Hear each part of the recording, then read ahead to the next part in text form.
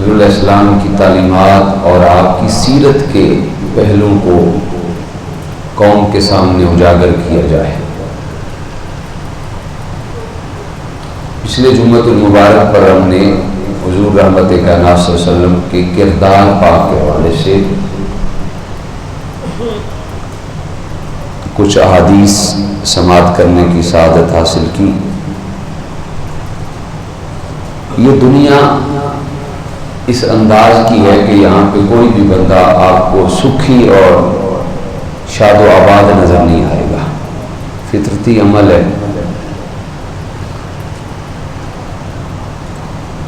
Bank balance, اسی طرح مال و جائیداد کی کثرت، اسی طرح مختلف انسان کے اپنے شوق، اس حوالے سے یہ بیچ میں انسان کی راہ میں حائل ہے، جس کی وجہ سے انسان دل کا اطمینان حاصل نہیں کر پاتا۔ دل کے اطمینان کے لیے لوگوں نے بڑی بڑی کوششیں کی، کچھ لوگ بڑے بڑے لمبے چوڑے سفر کرتے ہیں تاکہ دل کا اطمینان اور دل کا سکون میسر آئے۔ اپنی اپنی طبیعتوں کا معاملہ ہے، کچھ لوگ بڑے بڑے محلات بناتے ہیں تاکہ دل کو اطمینان اور سکون اور قرار آ جائے۔ کچھ لوگوں کے اپنے شوق ہیں، لمبی چوڑی بڑی سے بڑی اچھی سے اچھی گاڑیاں رکھتے ہیں تاکہ دل کو ایک اطمینان قرار اور سکون آ جائے۔ لیکن اس کائنات عالم میں سوائے ایک شخصیت کے کوئی بندہ بھی پرفیکٹ نہیں ہے۔ کہیں نہ کہیں جس خاص مقصد کے لیے لوگ کوششیں کرتے ہیں، جدوجہد کرتے ہیں، وہ مقصد میں کہیں نہ کہیں پیچھے رہ جاتے ہیں، پھر بھی وہ کامل اطمینان اور کامل سکون اور کامل قرار میسر نہیں آتا۔ اللہ تعالیٰ کو اس انسانیت پہ، اس کائنات پہ اتنا رحم اور اتنا کرم اور اتنا ترس آیا، اللہ پاک نے فرمایا کہاں سکون ڈھونڈتے پھرو گے؟ کہیں پہ کچھ ملے گا، کہیں پہ کچھ ملے گا، کہیں پہ تھوڑا ملے گا، کہیں پہ زیادہ ملے گا، کہیں پہ بالکل ہی نہیں ملے گا۔ اس حوالے سے لوگوں نے بڑے بڑے دھوکے بھی کھائے۔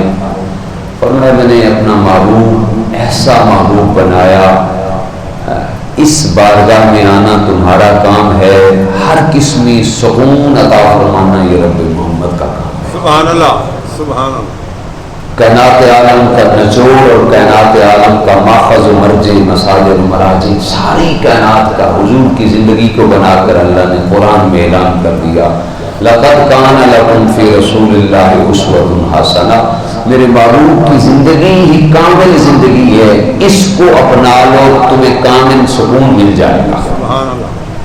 یہ تمہارے لیے آئیڈیل ہے، یہ تمہارے لیے نمونہ ہے۔ لمبے چوڑے سیاحت والے سفر تمہیں اتنا سکون نہیں دے سکتے جو مصطفیٰ جان عالم کے 4 قدم پہ چلنے کا معاملہ تمہیں سکون دے سکتا ہے۔ سبحان اللہ۔ لمبے چوڑے محلات تمہیں وہ سکون نہیں دے سکتے جو مصطفیٰ کھجوروں کے بنے ہوئے گھوڑیا ٹائے ٹاٹ ٹائے بستر پہ تشریف فرما ہو کر اس کا ایک حسین قول مبارک تمہیں سکون اور اطمینان دے سکتا ہے۔ فرمایا لقد کان لکم فی رسول اللہ اسوۃ حسنہ، محبوب کی زندگی تمہارے لیے آئیڈیل ہے، کامل ہے، تمہیں ادھر ادھر پھر جانے کی ضرورت نہیں پڑے گی۔ حضور کی زندگی کے ایک ایک لمحہ پیغمبر ہے، حضور علیہ السلام کی ایک ایک ساتھ پیغمبر ہے، ایک ایک نذیر پیغمبر ہے۔ حضور کا چلنا بھی نبوت کا، بیٹھنا بھی نبوت کا، آپ کا کلام کرنا بھی نبوت کا، آپ کا طرز عمل بھی نبوت کا۔ حضور علیہ السلام کی زندگی میں جہاں اور بہت زیادہ اور صاف تھے، وہاں حضور علیہ السلام کی زندگی میں ایک بڑا خوبصورت وصف کوٹ کوٹ کر بھرا ہوا تھا، اور وہ میں سمجھتا ہوں کہ اس مادیت دور میں جہاں ہم نے حضور علیہ السلام کی نرم مزاجی کو اپنایا، اور پھر پچھلے جمعہ ہم نے حضور علیہ السلام کے کردار مبارک کو، تو آج ہم حضور علیہ السلام کے حلم اور بردباری کے حوالے سے چند احادیث سماعت کرنے کی سعادت حاصل کریں گے۔ حلم اور بردباری یہ ہے کہ بندے کے اندر وقار آ جائے، بندے کے اندر اطمینان اور سکون آ جائے، حوصلہ آ جائے، ضبط نفس آ جائے، انسان کی اپنی شخصیت سے ایک بردباری والا معاملہ، وقار والا معاملہ ظاہر ہونا چاہیے، بڑے سے بڑے معاملے پر کنٹرول کرنا انسان کو آ جائے، اسے حلم کہتے ہیں، اسے ضبط نفس بھی کہتے ہیں۔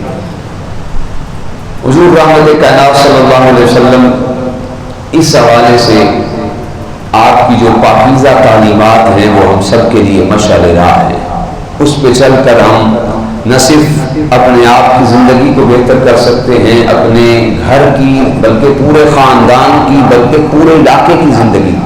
میں نے پچھلے جمعۃ المبارک پر بھی یاد کی تھی، یہ واقعات صرف مولویوں کے لیے نہیں ہیں، یہ سب کے لیے ہیں، یہ حضور کے سارے غلاموں کے لیے ہے۔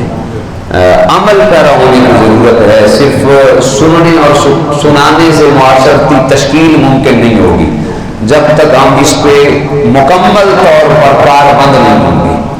حضور رحمت کائنات صلی اللہ علیہ وسلم کے ساتھ جس انداز میں کوئی کلام کرتا، حضور رحمت کائنات صلی اللہ علیہ وسلم بڑی بردباری کے ساتھ، پیار اور محبت کے ساتھ اس کا جواب دیتے، ماتھے پہ کوئی شکن نہیں، دائیں والبشر تھے علیہ السلام، ہمیشہ چہرے پہ بشاشت، چہرے کی تمکنت اور مسرت امیز لہجہ۔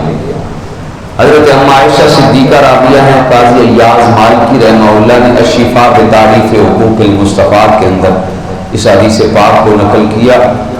حضرت قاضی ایاز نے حدیث پاک نقل کی کہ سیدہ اما عائشہ صدیقہ فرماتی ہیں کہ حضور علیہ السلام کی بارگاہ میں کچھ یہودی آئے اور انہوں نے آ کر ہی کہا السلام علیکم، السلام علیکم۔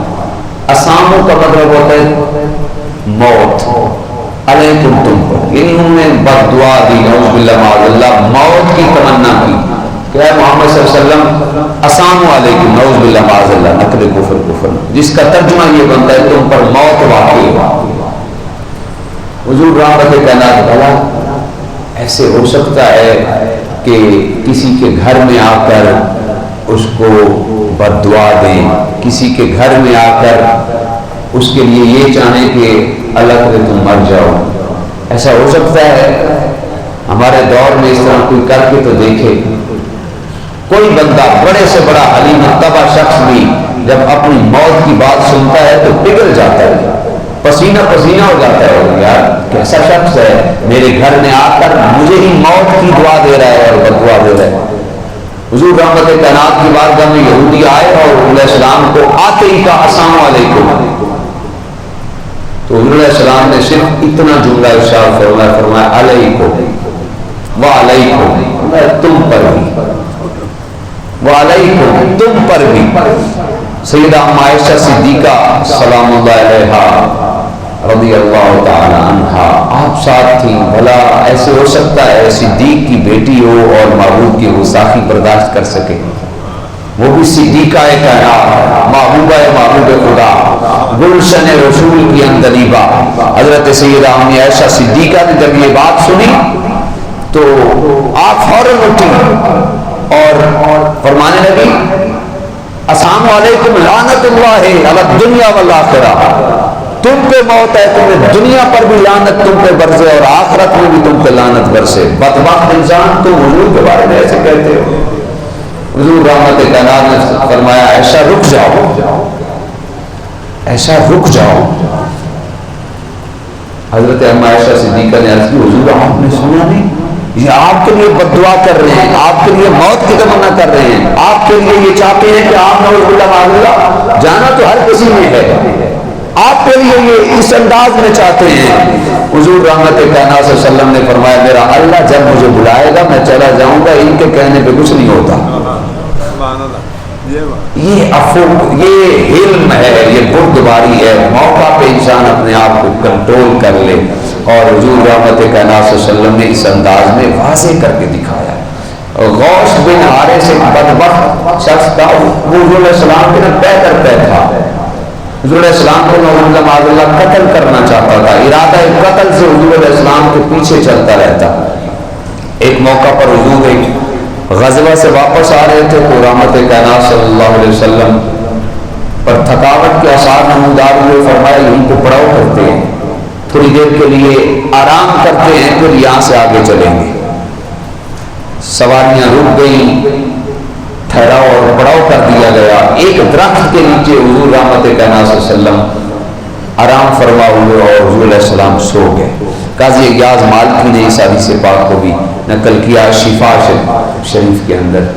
حضور علیہ السلام اس درخت کے نیچے سو گئے، قریب درخت کھڑا تھا تو حضور علیہ السلام نے اپنی تلوار اس درخت کے ساتھ لٹکا دی۔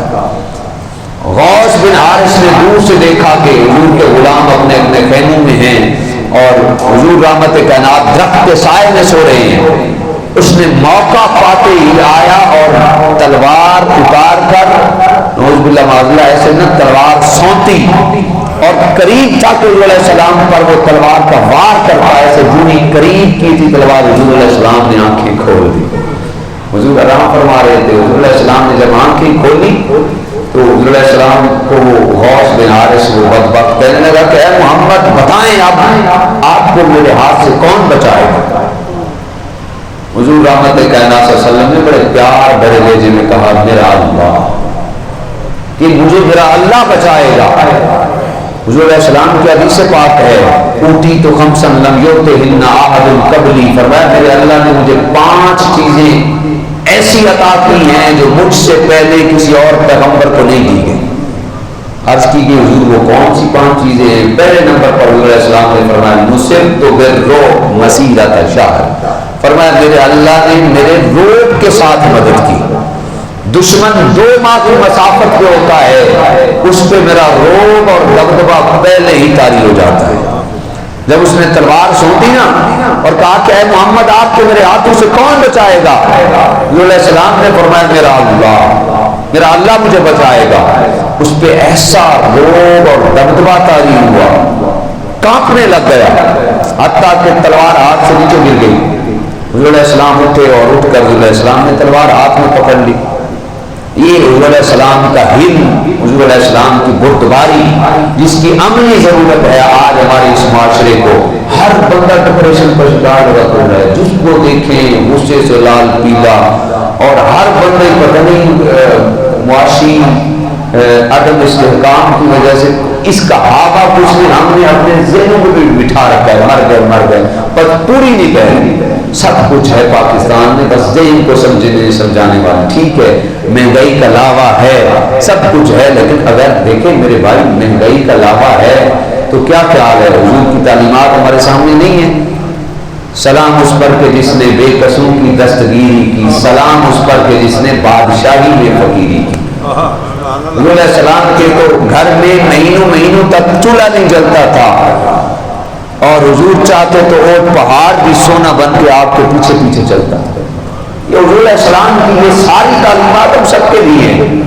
حضور علیہ السلام نے آپ اٹھے اور آپ نے تلوار ہاتھ میں لے لی، اور میں اب تو بتا تجھے میرے ہاتھ سے کون بچائے گا؟ پہلے وہ کہہ رہا تھا کہ محمد آپ کو میرے ہاتھ سے کون بچائے گا؟ تو حضور علیہ السلام نے فرمایا اللہ، میرا اللہ بچائے گا۔ روب اور دبدبہ ایسا طاری ہوا، کانپنے لگ گیا، تلوار نیچے گر گئی۔ حضور نے تلوار پکڑ کر فرمایا اب تو بتا تجھے کون بچائے گا؟ اس نے کہا کہ اے محمد آپ کی یہ عادت ہی نہیں ہے کہ آپ کسی سے بدلہ لیں، آپ مجھے قتل ہی نہیں کر سکتے، کیونکہ بدلہ لینا آپ کی عادت ہی نہیں ہے۔ حضور علیہ السلام نے فرمایا جا میں نے تجھے معاف کیا۔ سبحان اللہ۔ یہ حضور علیہ السلام کا حلم تھا، یہ حضور علیہ السلام کی بردباری تھی۔ اللہ اکبر۔ جب حضور آپ جانتے ہیں 13 سال مکہ میں حضور علیہ السلام نے گزارے، کوئی ایسا دقیقہ فروگزاشتہ نہیں تھا جو کافروں نے نہ چھوڑا ہو۔ قدم قدم پر تکالیف، مسائل، آلام، حتیٰ کہ ہجرت پر مجبور کر دیا۔ حکم آ گیا بابو مکہ کو چھوڑ کے مدینہ تو نور کو رونق بخشے، حضور مدینہ چلے گئے۔ پھر وقت نے تنابیں وقت کی کھینچی گئی، پھر وقت آیا حضور بڑے شاہانہ ماحول کے ساتھ، بڑے نفیس مزاجی کے ساتھ، بڑا لشکر لے کر 10,000 کا لشکر لے کر حضور مکہ میں داخل ہوئے۔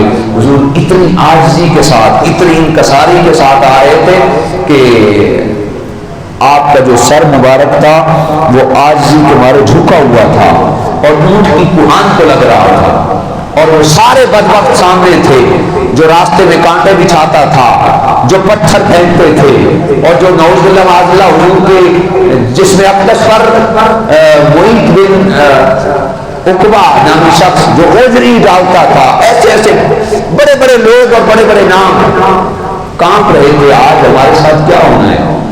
حضور علیہ السلام نے آتے ہی فرمایا لا تثریب علیکم اليوم، آج میں محمد تم سب کے لیے معافی کا اعلان کرتا ہوں۔ فرمایا سوائے چند لوگوں کے لیے فرمایا یہ لوگ آپ کو جہاں پہ بھی ملے انہیں قتل کر دیں۔ ان میں سے ایک کعب بن زہیر بھی تھا، علیہ السلام کا اتنا بڑا گستاخ تھا، علیہ السلام نے اس کو اس وقت بھی معاف نہیں کیا۔ ابن خطل تھا، اس کی ایک لونڈی تھی، ایک دو اور شخص تھے، اور ایک ان میں سے کعب بن زہیر بھی تھا۔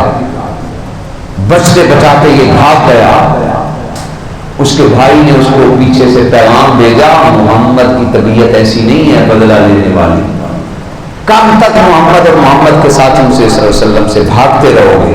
واپس آ جاؤ محمد کی دہلیز پر۔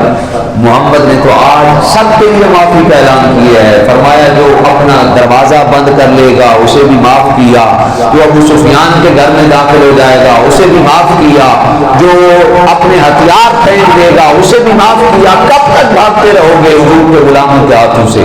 واپس آ جاؤ۔ کعب بن زہیر نے پردہ کیا، چہرے پہ نقاب ڈالا، کپڑا ڈالا، صبح کو سفیدہ طلوع ہو رہا تھا، حضور شین عرب میں بیٹھے تھے، آ کے حضور کی مجلس میں بیٹھ گیا۔ حضور محمد بولیں گے تو باتوں باتوں میں بھی کوئی بات کر دوں گا، لیکن حضور علیہ السلام کو تو اللہ تعالیٰ نے وہ دولت دلربا عطا کی ہے، بولنے والا نہ بھی بولے حضور تو سینوں میں چھپے ہوئے رازوں کو بھی، دل میں چھپے ہوئے بھیدوں کو بھی جان جاتے ہیں۔ کعب بن زہیر نے آخر کار، لوگ آتے گئے اپنی بات چیت کرتے گئے، کعب بن زہیر آخر کار بول ہی پڑا کہ حضور تو میری طرف توجہ فرما لیے محمد بن عبداللہ، بول ہی پڑا، کہنے لگا حضور لوگ بڑے بڑے گستاخ ہیں، کعب بن زہیر شخص بھی جس کے لیے آپ نے قتل کا اعلان کیا ہے، یا رسول اللہ آپ بڑے رحیم ہیں، آپ بڑے کریم ہیں، آپ نے فلاں کو بھی معاف کر دیا، فلاں کو بھی معاف کر دیا، فلاں اتنا علم برتباری، یا رسول اللہ اگر پکڑ کر کعب بن زہیر کو لایا جائے کیا آپ اس کو بھی معاف کر دیں گے؟ حضور علیہ السلام کے چہرے پہ تبسم آیا، فرمایا پکڑ کر نہیں لایا، آج ہو گیا ہے جا میں نے تجھے معاف کیا ہے، آج ہو گیا ہے جا میں نے تجھے معاف کیا۔ یہ حضور علیہ السلام کی بردباری تھی، یہ حضور علیہ السلام کا حلم تھا۔ قتل اتنا بڑا گستاخ جو مثال کے ذریعے سے وہ جانا جاتا تھا، لیکن حضور علیہ السلام نے اسے بھی معاف فرما دیا۔ یہودیوں کا ایک بہت بڑا نام تھا زید بن ثانہ یا زید بن دسنہ، مختلف روایات میں نام ملتا ہے۔ حضرت بلال رضی اللہ تعالیٰ عنہ کہتے ہیں حضور علیہ السلام کی عادت مبارک تھی کہ حضور علیہ السلام اپنے دروازے پہ آنے والے کو خالی ہاتھ نہیں بھیجتے، اگر کچھ نہ بھی ہوتا حضور علیہ السلام ادھار لے کے آپ سخاوت فرماتے۔ حضور کی سخاوت ایسے چلتی تھی جیسے آندھی بھی اتنی تیز رفتار میں نہیں چلتی جتنی مصطفیٰ کی سخاوت چلتی تھی۔ حضرت بلال کہتے ہیں میرا معمول تھا میں لوگوں سے ادھار لے کے آتا، پھر وہ ادھار خرچ کرتے رہتے، بعد میں جب ٹائم آتا تو ادھار واپس کر دیا جاتا۔ حضرت بلال کہتے ہیں کہ میں مکہ کی گلیوں سے گزر رہا تھا تو ایک شخص نے مجھے آواز دی، کہا بلال کہاں جا رہے ہو؟ لوگوں سے بڑا بڑا ادھار لیتے ہو، میرے پاس کافی مال ہے، مجھ سے بھی پیسے لے لیا کرو، ادھار لے لیا کرو، جب وقت آئے پھر واپس کر دیا کرو۔ حضرت بلال کہتے ہیں میں اس کے پاس گیا، اس کی ساری باتیں سنی، ادھار لیا، معاہدہ طے ہو گیا۔ معاہدہ یہ طے ہوا کہ 30 دنوں کے بعد آپ کا یہ مال، آپ کا یہ ادھار آپ کو واپس کر دیا جائے گا۔ جمیع کتب سیرت کے اندر یہ واقعہ آپ کو ملے گا۔ حضرت بلال کہتے ہیں میں لے کے واپس آ گیا، وقت گزرتا رہا، وقت گزرتا رہا، حتیٰ کہ وہ زید بن ثانہ یا زید بن دسنہ دونوں نام ملتے ہیں کہ 3 دن ابھی باقی تھے، 30 دن کے پورا ہونے میں 3 دن باقی تھے۔ مکہ کے بڑے چوک میں، بازار میں، جہاں لوگوں کا جم غفیر تھا، آیا اور حضور علیہ السلام وہاں سے گزر رہے تھے۔ حضور علیہ السلام کا نا دامن تھام کے جھٹکا دے کے کہنے لگا اے محمد آپ نے میرا کن واپس نہیں لیا۔ آپ نے تو مجھ سے قرض لیا ہوا ہے، آپ نے میرا قرض واپس نہیں دیا۔ حضرت عمر فاروق بھی ساتھ تھے جن کی یہ صفت عظیم ہے، اشداء علی الکفار، وہ آپ اوپر بڑے سخت ہیں۔ حضرت عمر فاروق رضی اللہ تعالیٰ عنہ نے تلوار سونپی دشمن خدا کی، جو پتہ نہیں کیسے بولا جاتا ہے یہ محبوب خدا کا دربار ہے، یہ سلطان کائنات اور سلطان انبیاء کا مزار ہے، بات کرنے کا طریقہ اور سلیقہ اور تمیز نہیں ہے تمہیں۔ حضرت عمر فاروق نے تلوار جب نکالی تو حضور علیہ السلام نے اشارہ کیا ہے عمر رک جا۔ حضور علیہ السلام نے پھر حضرت عمر فاروق رضی اللہ تعالیٰ عنہ کو فرمایا اے عمر مجھے تم سے یہ امید نہیں تھی، تجھے تو چاہیے تھا کہ تم مجھے حسن ادا کی تلقین کرتے اور اسے خوش اسلوبی کے ساتھ قرض کا تقاضا کرنے کی تلقین کرتے، ہماری مدد کرتے تم دونوں، ہم دونوں کی، لیکن آپ تو اس کو ڈانٹ رہے ہیں۔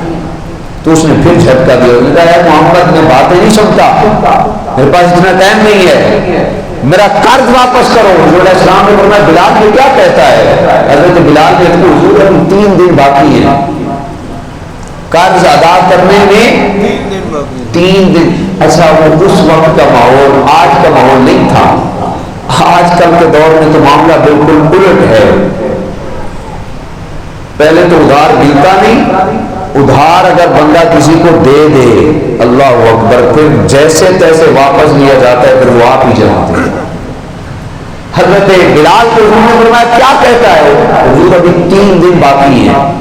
اس نے جھٹکا دیا، اس نے اتنا نازیبا اور ناشائستہ جملہ بولا، اس نے کہا کہ اے محمد آپ کے تو خاندان کا وتیرہ ہے، آپ قرض ادا کرنے میں بڑی تاخیر کا شکار کرتے ہیں، آپ لوگوں کے ساتھ معاملات اچھے انداز میں ڈیل نہیں کرتے۔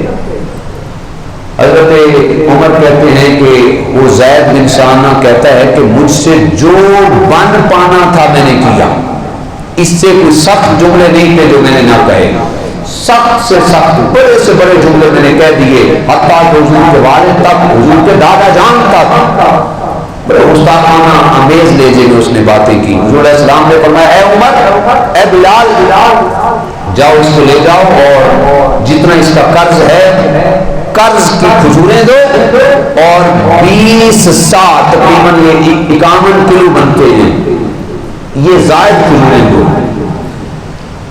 قرض ادا کرنے کی لمٹ تو دینی ہے، 20 سا زائد کھجوریں دو۔ حضرت عمر فاروق نے حضور یہ کیوں؟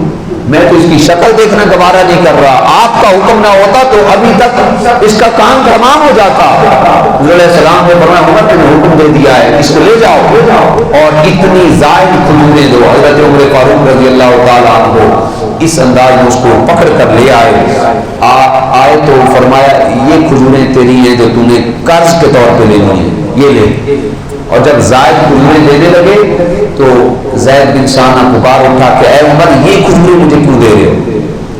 دیکھا زیادہ بولنے کی ضرورت نہیں ہے۔ حضرت عمر فاروق نے فرمایا یہ کھجوریں اٹھاؤ اور چلنے والی بات کرو، مجھے آپ سے کچھ لینا دینا نہیں ہے۔ حضرت عمر فاروق کہتے ہیں کہ وہ زید بن ثانہ کھجوریں سائڈ پہ رکھ کے کہنے لگا اے عمر میں کوئی بھکاری نہیں ہوں جو آپ کے داد و کرم پہ آپ سے کھجوریں لیتا پھروں، میں بھکاری نہیں ہوں، مانگت نہیں ہوں، مانگنے والا نہیں ہوں، آپ اسے ایسا انداز کیوں پیش کر رہے ہیں؟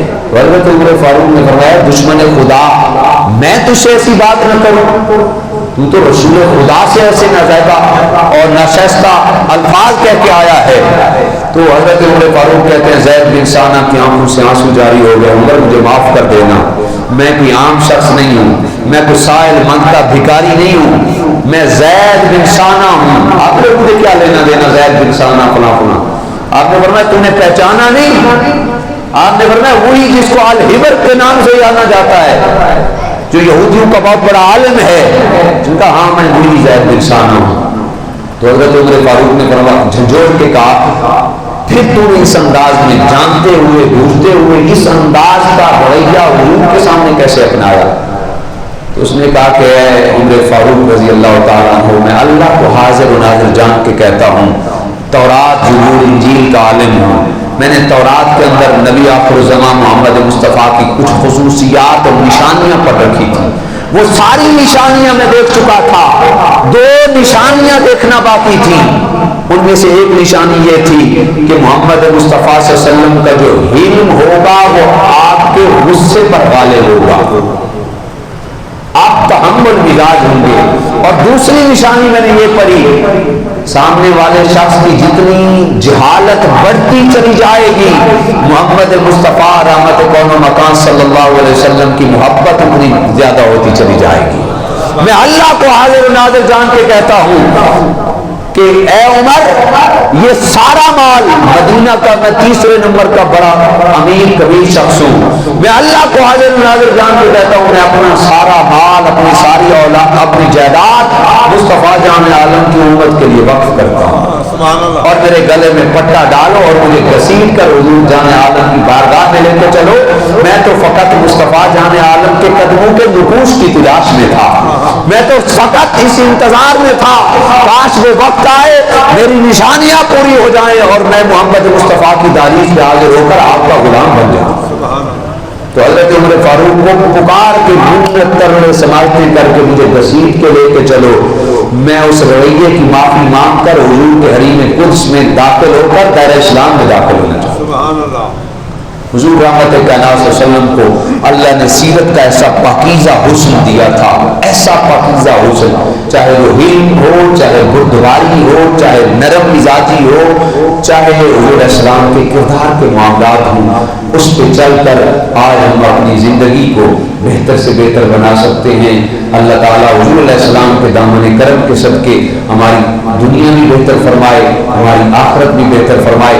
سیرت طیبہ کے اسی حسن کو، حضور کی عظمت، حضور کی شان اور حضور کی رفعت کی بلندی کے لیے اس مرکز میں ہمیشہ آپ دیکھتے آئے کہ ہمیشہ حضور علیہ السلام کی عظمت کے جھنڈے اور پھورے لہرائے جاتے ہیں، لہرائے جا رہے ہیں اور قیامت تک اسی طرح لہراتے رہیں گے انشاءاللہ۔ آج جمعۃ المبارک کا عظیم الشان یوم سعید ہے، انشاءاللہ آج عشاء کی نماز کے فوراً بعد اپنے اسی مرکز کا جو سالانہ پروگرام ہوتا ہے، سال میں ہم یہ بڑا پروگرام ایک دن کرتے ہیں جو ربیع الاول شریف میں ہوتا ہے، کچھ وجوہات کی بنیاد پر اس دفعہ تھوڑا تاخیر کا شکار ہے۔ انشاءاللہ آج بعد از نماز عشاء بڑے تجب و احتشام کے ساتھ، بڑی محبت اور الفت اور محبت کے ساتھ آج یہ پروگرام انعقاد پذیر ہوگا۔ عشاء کی نماز کے فوراً بعد یہ پروگرام شروع ہوگا اور انشاءاللہ ٹھیک ہم 10:30 یا 11:15 تک ہم پروگرام کی اختتامی دعا کریں گے، جس کے اندر تلاوت و نعت بڑے حسین پیرایوں میں پڑھنے والے نعت ثنا خان اور بزرگ ثنا خان کو ہم نے مدعو کیا ہے۔ آج کی اس نشست سعید میں جس شخصیت کا خصوصی خطاب ہونا ہے وہ میرے بھی استاد ہیں، لاکھوں مجھ جیسے دین کے خدام کے استاد ہیں، علماء کے استاد ہیں، حضور سیدی وسانانی شیخ الحدیث و تفسیر جامع المعقول والمنقول علامہ مفتی دن محمد چشتی صاحب ادام اللہ عمرہ، جو کہ شیخ الحدیث ہے جامعہ نظامیہ رضویہ لاہور پاکستان کے۔